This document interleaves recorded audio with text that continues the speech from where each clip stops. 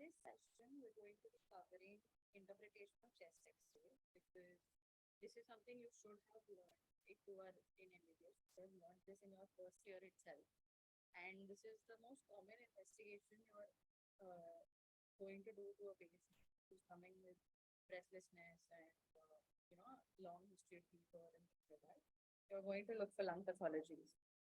Also, we're going to be covering the basics of ultrasound. So I'll tell you how it works and what are some of the common emergency conditions that you can see on it. So you have to understand what are the views of the chest X-ray.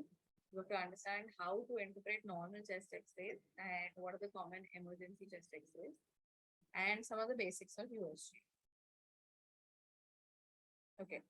So moving on, chest X-ray, the most commonly used view is PA view. I'm sure you've all heard of this chest X-ray PA view. You've been hearing about it since you were in your first years, tiny med school people. So what the words, the letters PA mean, it means that the beam of the X-ray is going from posterior to anterior. So it's going from the back of the patient to the front of the patient. That's why it's called PA view. And always make it a habit to specify the view of the X-ray that you want. If you're getting a chest X-ray, write PA view, even though it's generally understood that the standard view that you're going to do is PA. But it's always good practice to specify if you want PA or AP. In this, the patient has to be standing and hugging the detector. So one of the prerequisites is that the patient should be able to stand on by themselves, right? The patient has to be erect. The other view for chest X-rays is AP view, in which the beam passes from anterior to posterior. That's why it's called AP. It's useful for patients who cannot stand. So any patient who's intubated, who's in the ICU, they cannot be made to stand vertical, right? But you have to find out what their lungs look like. So you do an AP view. But this has certain disadvantages where mediastinal structures appear magnified because the heart is away from the detector. So it's away from the source of the X-rays. The third view is your lateral view. So your lateral view, you take the images sideways, right? It's used sparingly only in a few conditions. I'll let you know which one it is as we move forward. But the main one you need to know about is PA and AP. PA more so because that's the X-ray you're going to do when you see most patients. Okay. So what are the differences between the two? You see in AP view, the lung will look larger, right? And in this case, in PA view, your anterior ribs, so these ones are the anterior ribs that are more prominent. Whereas in this case, you'll be able to see your posterior ribs more clearly on the top here. Then you see an apical lung shadow above the clavicle, right? In this, you see the scapula is more prominent in AP. Okay. So these are some of the differences between PA and AP. Another reason why you need to know this is that sometimes there might be mislabeled X-ray. Someone might mislabel an AP view as a PA view and vice versa. So you need to know what you're looking at, even if it isn't labeled properly. Okay, this is the most important part of this whole session. You have to be able to tell what is a normal chest X-ray. If you're getting any patient with complaints of breathlessness, prolonged fever, you're suspecting pneumonia, or you're suspecting any emergency condition, if their X-ray is abnormal, you have to act immediately. So for that, to understand what is abnormal, you have to have your normals clear first. So what do you look for in a normal chest X-ray? You look at the trachea. So in a chest X-ray, for those of you who don't know the basics, black is air, right? White is bones. Anything gray is soft tissue, right? So now what it means here is, in the trachea, you see this vertical structure. It has air in it, so it looks blackish, right? Those white spherical things between the trachea are the spinous processes. The vertebra has your spinous processes. So from the behind, from the through the trachea, you can see piche. You can see the spinous processes. Then once the trachea goes down, you have the carina. You have the then moving on to the heart. You have the aortic knob. You have your left hilum and pulmonary artery, the left ventricle, the right atrium, and the right hilum and pulmonary artery. In bony structures, what do you need to see? You need to look at the clavicle. You need to look at the scapula. You need to look at the humerus if it's there, and you need to look at the ribs. You might be able to see rib fractures. You might be able to see a flail chest. Can anyone tell me what is a flail chest?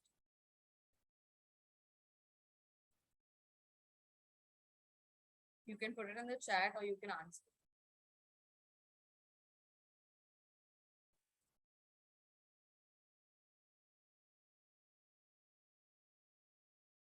What is a flail chest?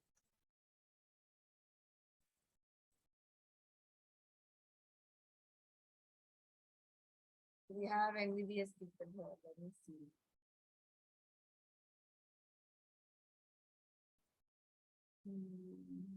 Where are my things? Anybody? Okay, we're getting some comments. Okay. Traumatic chest, ribs broken. Okay. How many ribs are broken for it to be a flail chest? And what is specific about it? Why is it different from just broken ribs? Consecutive ribs broken. Okay. And what happens in it? Because of the breaking of the ribs?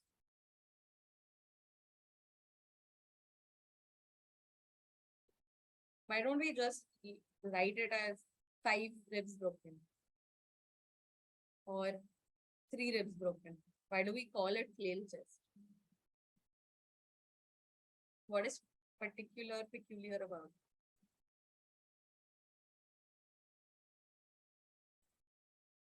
it? Chest expansion impaired severity. Fine, that okay, you might have 10 ribs that are broken.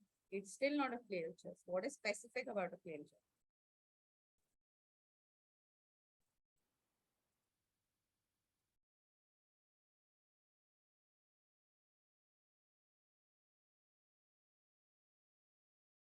Anybody?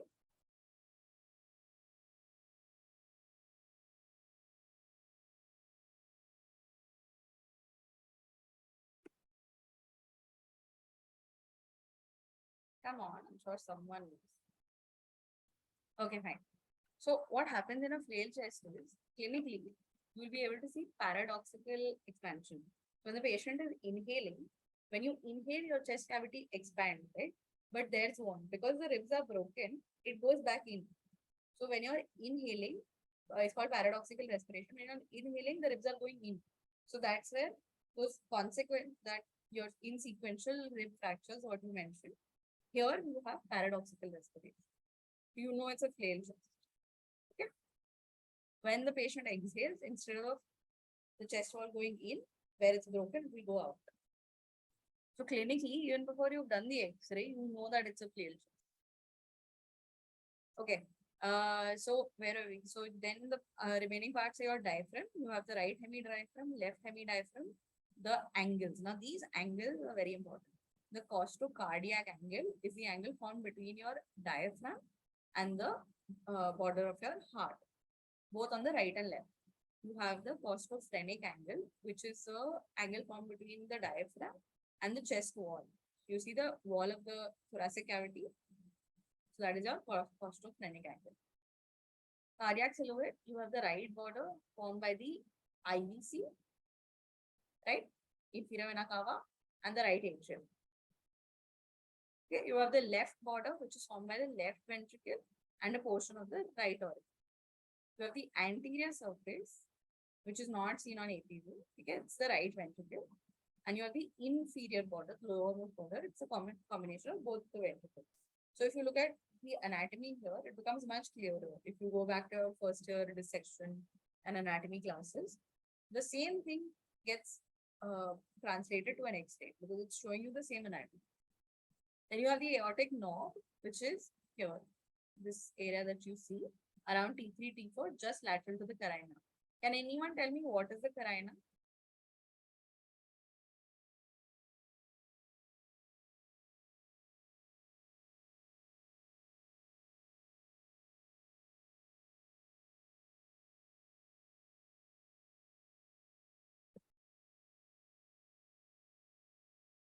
You can unmute or you can put in the chat.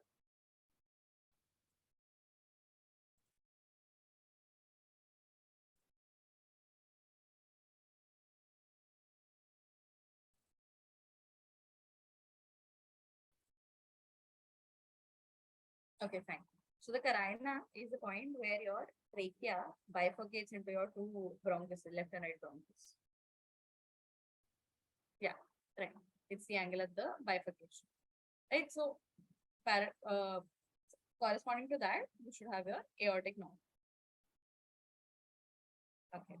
Now, why is this relevant? Is because in aortic aneurysm, you can get a widening in this area, which is called contributing to the widening mediastinum.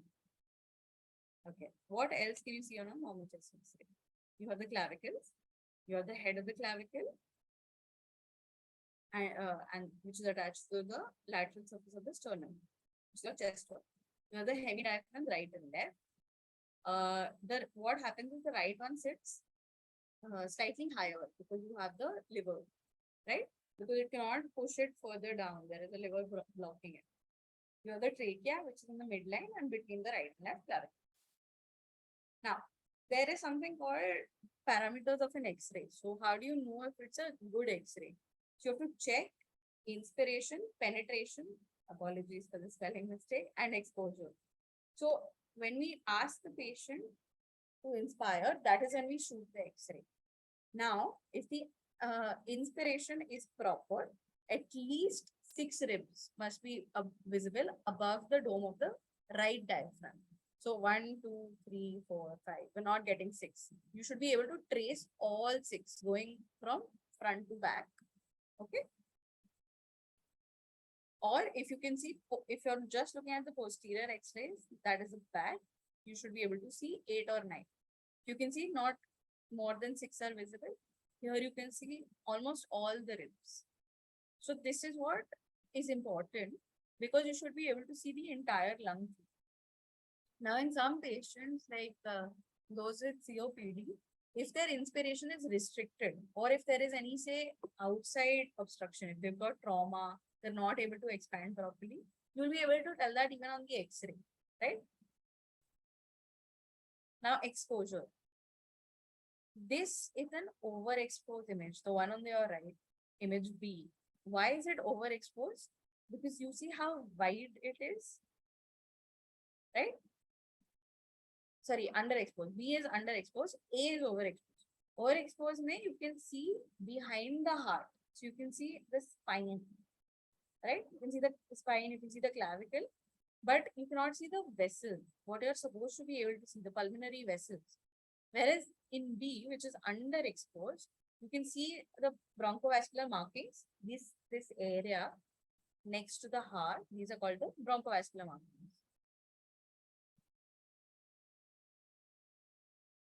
Okay. And these X-rays, the bad X-rays are very common in a government setting. If you're working in a government hospital, you will get underexposed, overexposed, barely inspired, and all of these. Then the next thing you check for is rotation. Now the patient should be lying, should be standing erect and in the middle. So it should be the patient's chest cavity should not be rotated. So how do you check for rotation? Both the medial ends of the clavicle should be equidistant from the spinous process. So you have the spinous process in the center and both the heads should be at the same distance. Whereas in this case, you can see that the patient is rotated. Okay. We'll move on to the conditions that you can see on the chest X-rays. So this is very common. Patient coming to you with chronic history of smoking. You get an X-ray done and breathlessness. You look for you will see finding the COPD.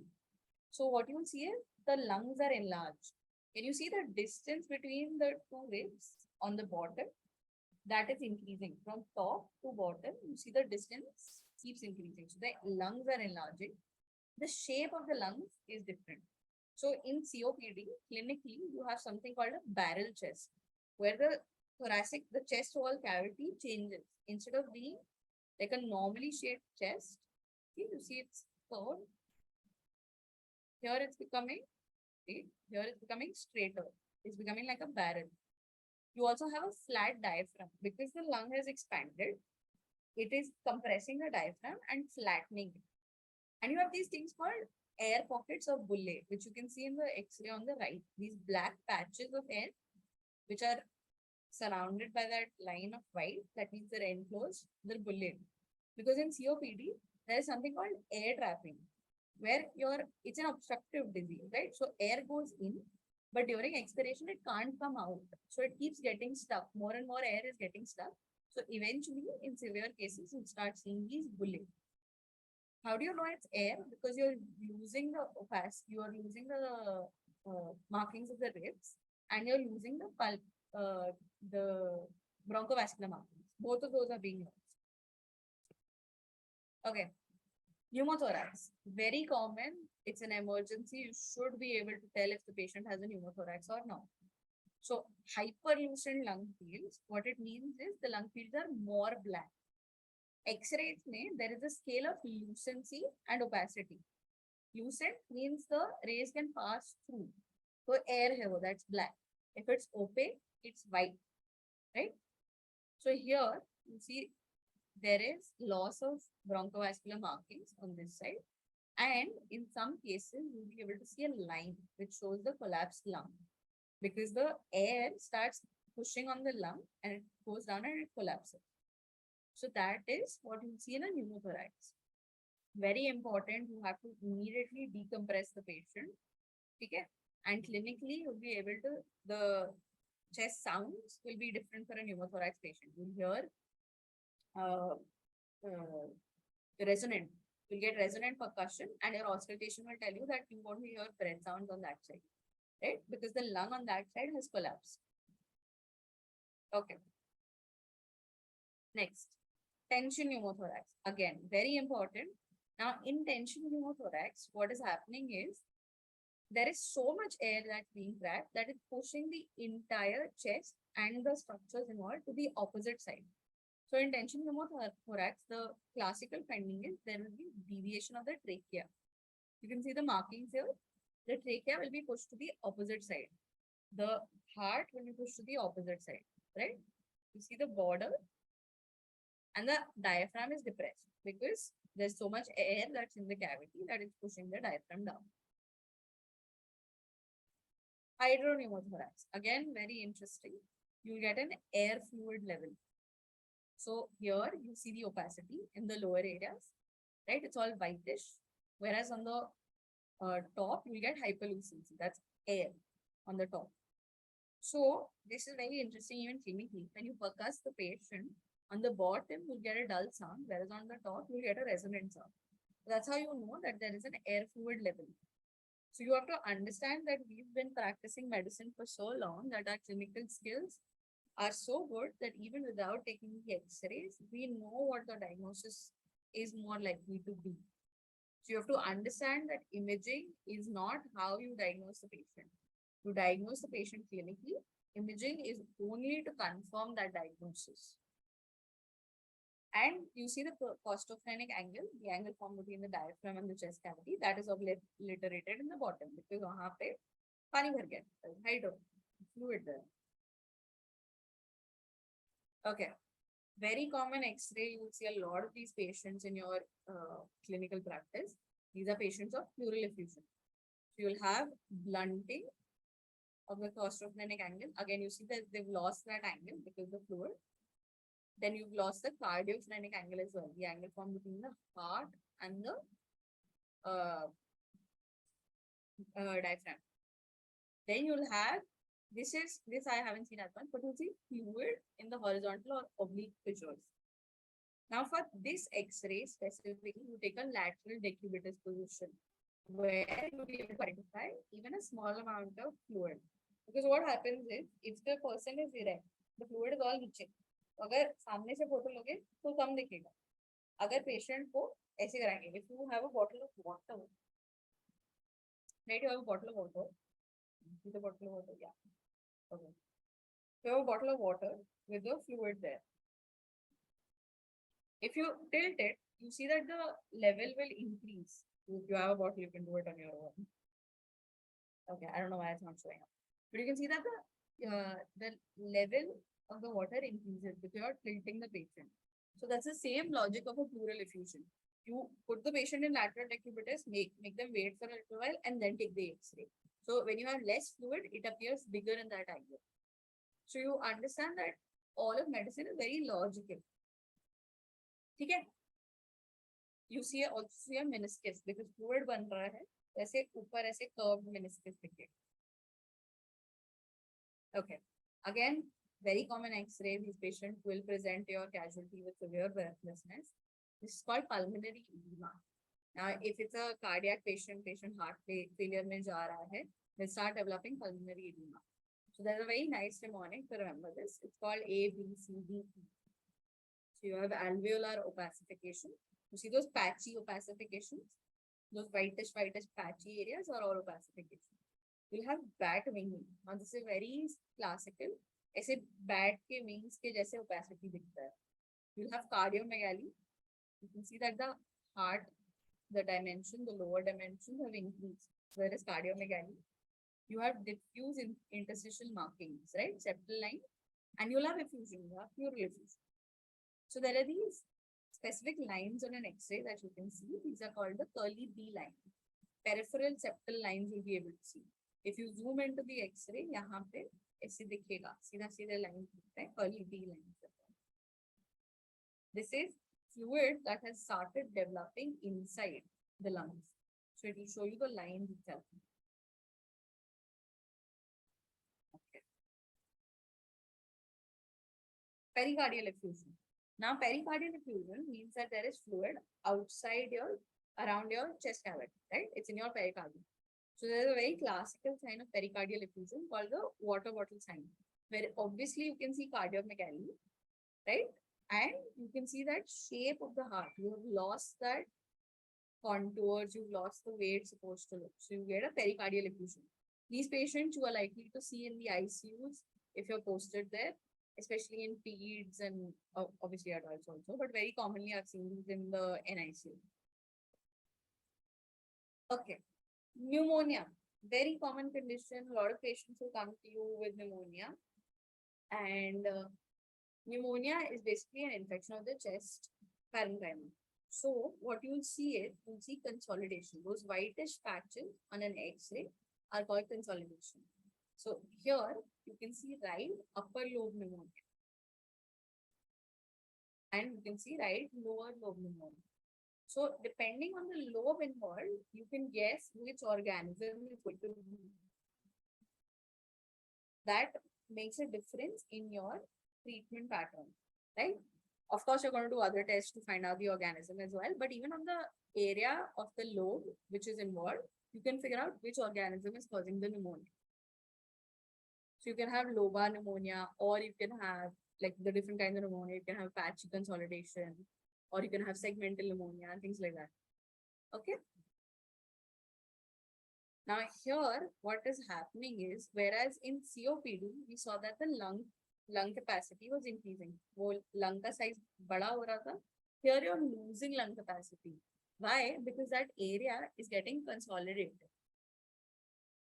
Is everyone with me till now? Am I going too fast? Do you want me to repeat anything? You can say yes in the chat if you're with me, if you're understanding. Wake up, everyone. Wake up. Okay. Now see, in bacterial pneumonia, see, now depending on the amount and the division, you might be able to figure out which organism it is. So you see a normal X-ray, you have viral pneumonia, which is more reticulonodular, diffuse. COVID-19 pneumonia. This is something that you need to be able to identify even now, although the cases have been decreasing. Chest X-ray, you can see COVID-19 pneumonia, and you see how different lobes are involved. Whereas here, if you go to the previous X-ray, you see only a single lobe is involved, lower lobe is involved. Only a upper lobe is involved. Bacterial pneumonia, you see almost the entire lung is involved.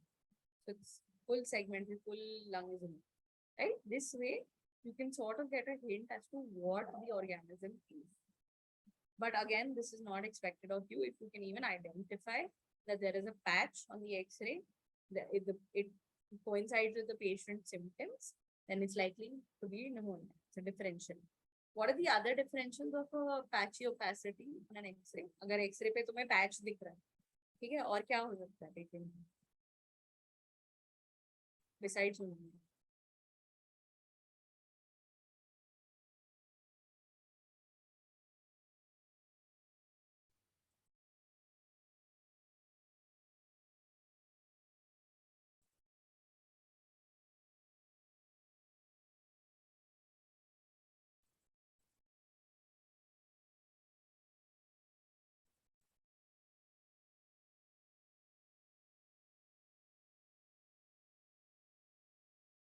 Anyone?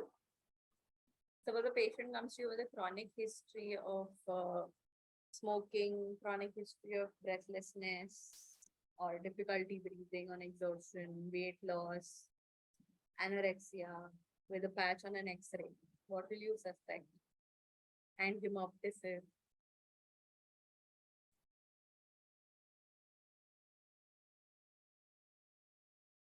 Yeah, right. It can be a tumor. So a patch on an X-ray, it can either be a tumor, it can be TB, it can be pneumonia, right? So these are your differentials. Depending on the history, you should be able to rule out what are the less likely causes. Okay. Now, moving on to ultrasound. Ultrasounds, how they work is basically sound waves that are sent from a source and they get reflected back. So these are high frequency sound waves, and when they're reflected back, depending on the tissue that they hit, the way they are reflected back is different. And that reflected sound is picked up by the transducer. Okay? And that sound gets converted into an image. It's very simple. In an X-ray, you're just sending the waves and you're getting a picture. In ultrasound, you're sending the sound waves, getting it back, and that is what is getting converted into an image. Okay.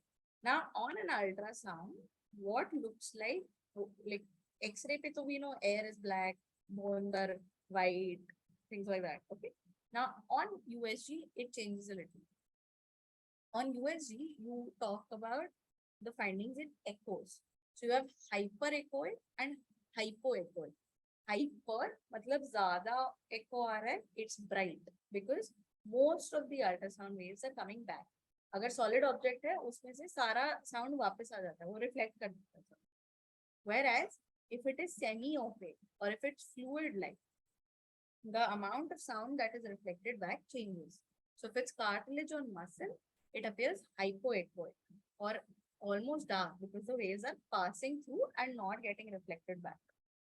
Whereas fluid-filled structures will appear anechoic because it's not reflecting anything. Fluids will absorb the entire sound. Okay? And you have something called shadowing.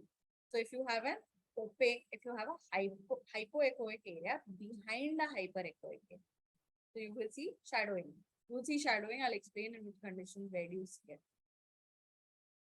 Okay. Now this is very important.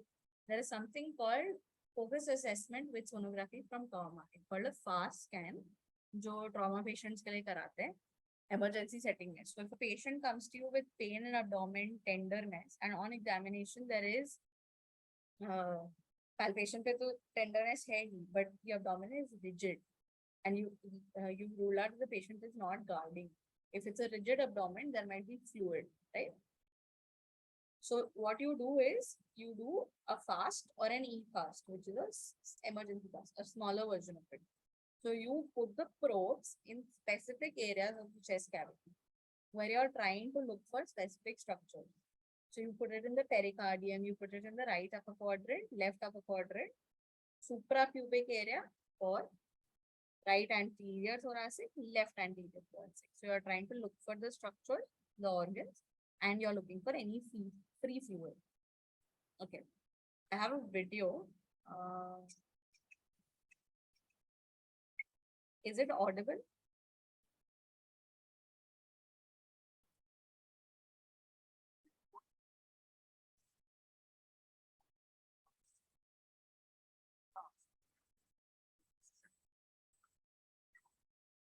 Can you guys hear it?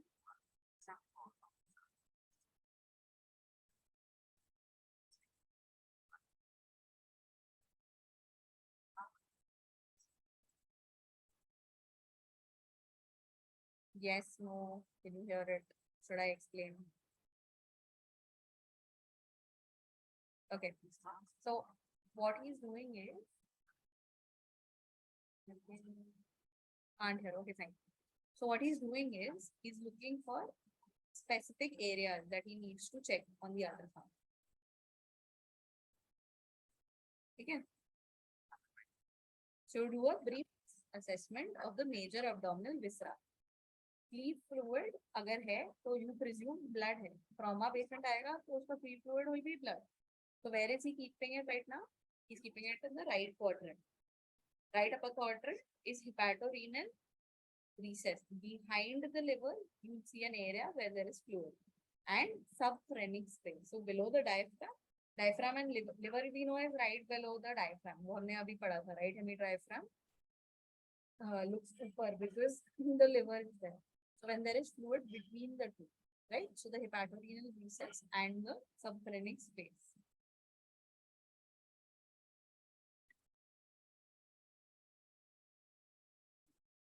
So then you assess the spleen and the kidney to look for a laceration.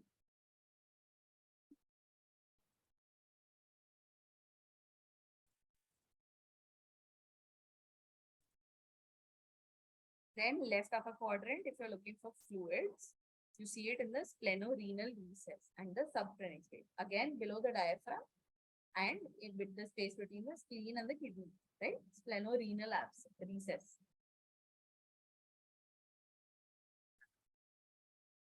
So you can see it. He's showing you the areas where you might get the fluids.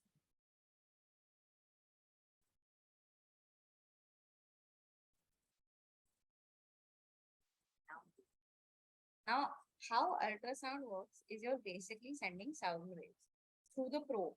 Now, if you change the angle of the probe, right, the way the sound gets reflected back changes. So if you make it more horizontally, the waves will go at a lower depth. So you'll be able to see upper structure.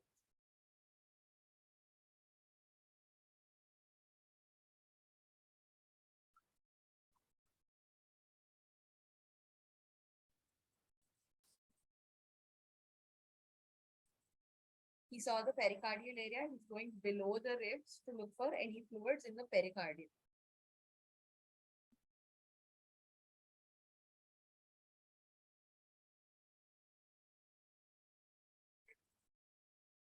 So you can see the chambers of the heart. Can you see the black parts? And then you have the wall and you have the pericardial space.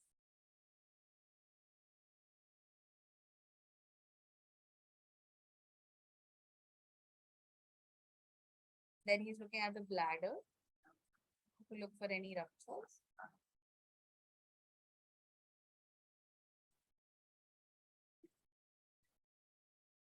So this black pouch-like thing, that is your bladder. Behind that, you have a space between the rectum. This grayish area on the right is your rectum. So between your bladder and your rectum is the rectovesical pouch. In females, behind the bladder, you have the uterus. So between the bladder and the uterus, you have the rectouterine.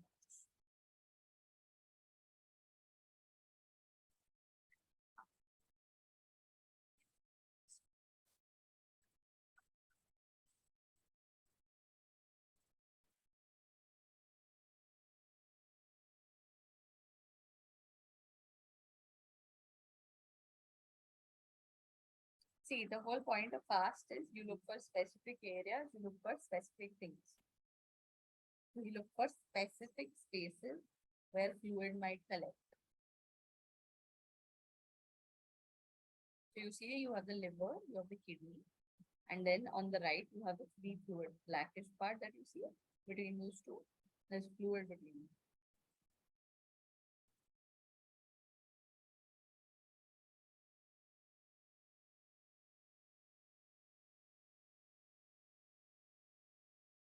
Now I'm showing you pericardial effusion. So you can see that the heart wall is moving.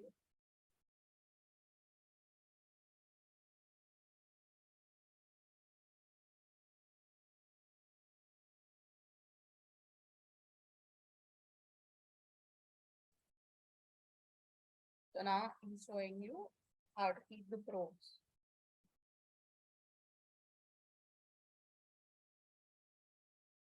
So right, left, pericardial, pelvis.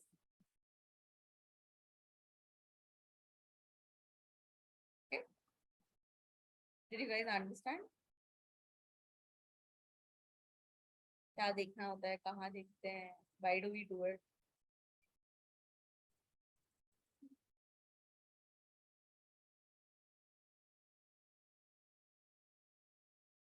Yes, no, step late again. Okay. Okay. Now, what are the common conditions that you see on USG? You are able to see appendicitis. So appendicitis is inflammation of the appendix. It's the last part of your bowel. You have the cecum and you see the thickening of the bowel wall where the appendix wall. So that is an inflamed appendix. You can diagnose an ectopic pregnancy where you will see an endometrial stripe, right? And you will have a cul-de-sac is basically an area where which is more likely to collect fluid. So in that area, you might get fluid if it ruptures. So when the ectopic pregnancy ruptures, wahan pe fluid collected. So that is again what you can see. Then you have acute cholecystitis. So you see those gallstones. Gallstones, the stones will appear whitish if they're made of obviously opaque material, and they cause shadowing. What I had explained in the previous slides, where you have an opaque structure behind a not opaque structure. So if you have it in front of fluid, ऊपर से अगर तुम USG sound USG करोगे, so it will cause a shadow behind it. You'll see it better in the next slide.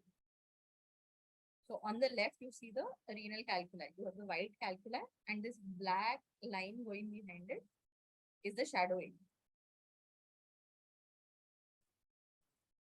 Then on your right, you have acute pyelonephritis, where if you compare the right and left kidney, you see the left kidney is much larger in size with a hypoechoic parenchyma, and you lose the corticomedullary junctions. If you see the right kidney, you can see that the lighter gray area in the middle compared to the outside area, you see very nicely demarcated markings of those two areas. Whereas on the right side, whereas in the left kidney, you see the outer dark gray part is very much enlarged and you've lost the corticomedullary junction. Okay, again, now this is the last slide. What is important here is how do you decide which imaging modality to choose? So there are different factors that come into play. Now, you can either get a CT, you can get an X-ray, you can get an ultrasound, you can get an MRI, right? So the duration of the investigations, we know a CT takes 3 to 5, 7 minutes. We know an MRI takes very long. It takes 30 to 45 minutes just to do the MRI. An X-ray takes 2 to 3 minutes. That's why the most common thing that we do in an emergency is an X-ray. An ultrasound takes 5 to 10 minutes. Now there is a caveat. You know that an X-ray is faster to do and the availability is more. If you're working in India, if you're working in a resource constricted setting, a radiologist is not always available to interpret the USG. So it takes them longer to do the ultrasound and to give you a report. Whereas an X-ray will be faster.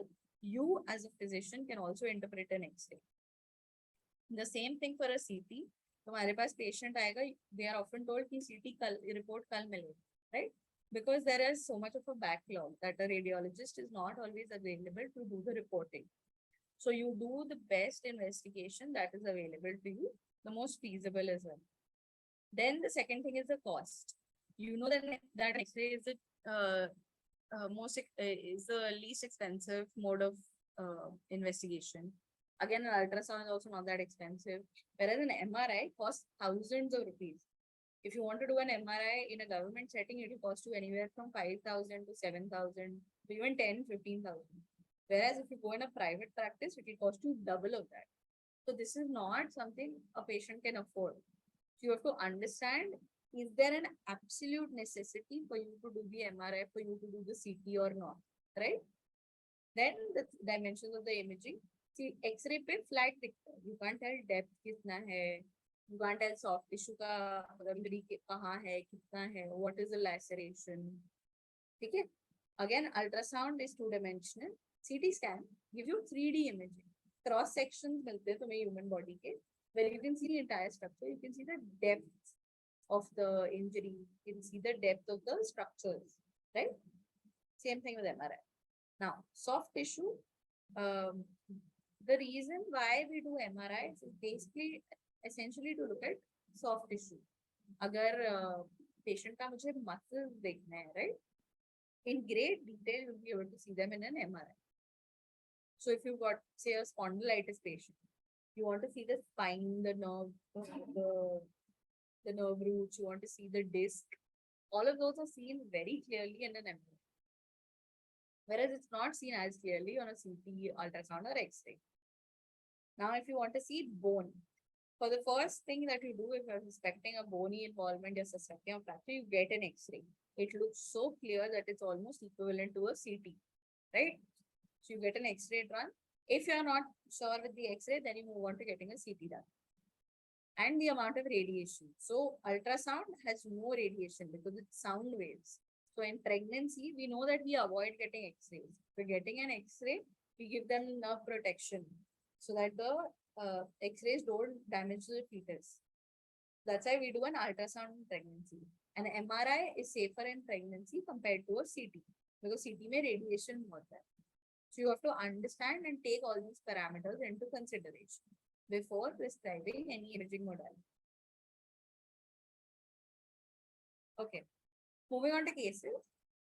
You have a 60-year-old male construction worker with a history of smoking 15 BDs per day for the last 20 days. He's coming with complaints of gradual onset of breathlessness since 3 months, which is worsening day by day without much sputum production. You can see his X-ray on the right. What do you think it is? What is your diagnosis? You can put it in the chat.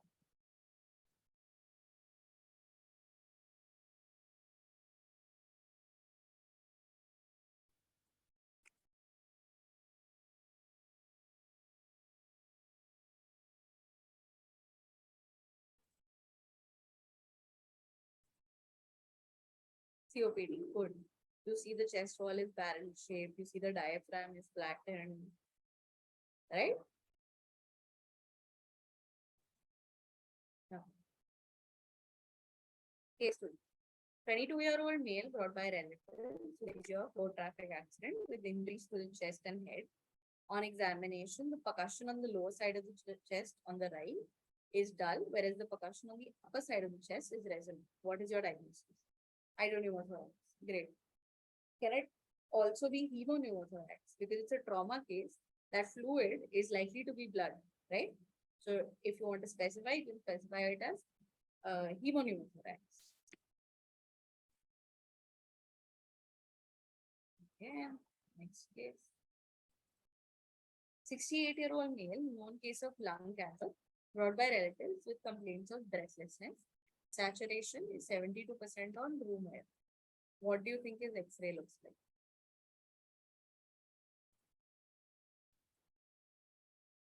What is your diagnosis?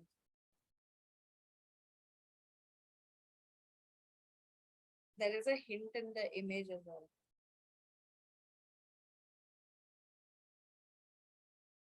Pleural effusion, right? You see there's blunting of the costosphenic angles, right? You can see the effusion per meniscus. You can see the loss of bronchosvascular markings on this side. And it's also an AP view. You do an AP view, you do a lateral view, lateral decubitus to look for fluid. That is pleural effusion, sorry, not fluid.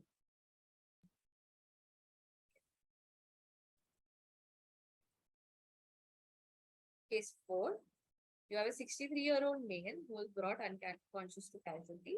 History of assault by multiple people to the chest, back, and abdomen. Which investigation would you like to do? And by investigations, I mean imaging modality.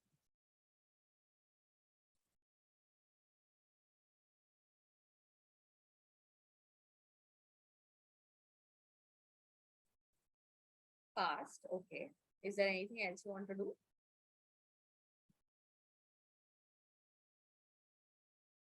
Will you directly send the patient for an ultrasound? Is there anything you'd like to do before that?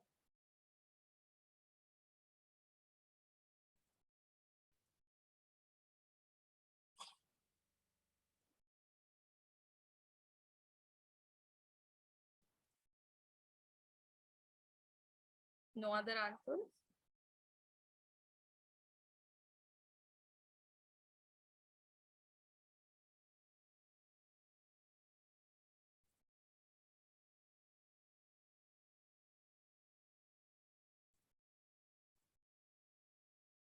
Okay. So you would also do a chest X-ray, you do an X-ray of the abdomen, you do a X-ray of his spine. You want to look for fractures as well, right? Because there's a history of assault, he might have fractures.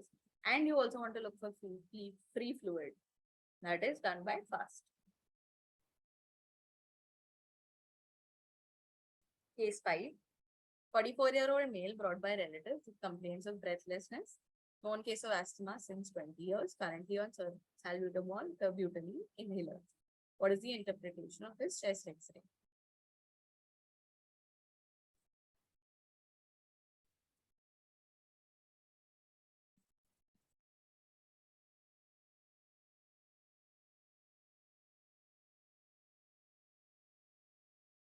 What do you see?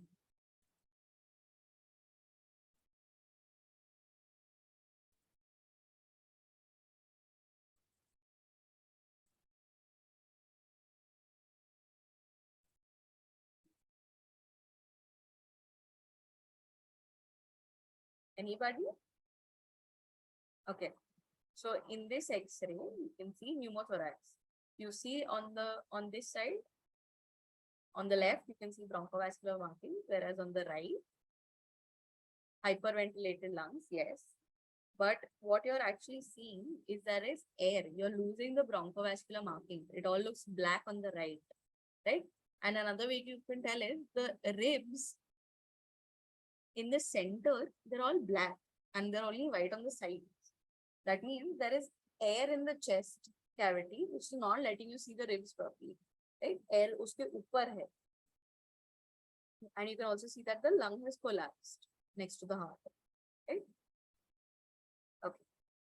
And also on the right side, we know that the right hemidiaphragm is supposed to be above the left one, but you see it's getting pushed down.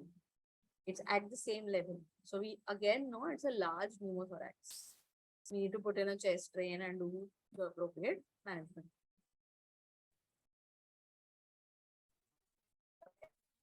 That's it. Very short session. I'm sure you're all already aware of how X-rays work, but it's always good to have a refresher. And if you have any other questions, you can always put it on the group. And if I get, of course, I'm going to get a lot of X-rays that work. So I'm going to send them on the group and you can answer what it is. Thank you for joining.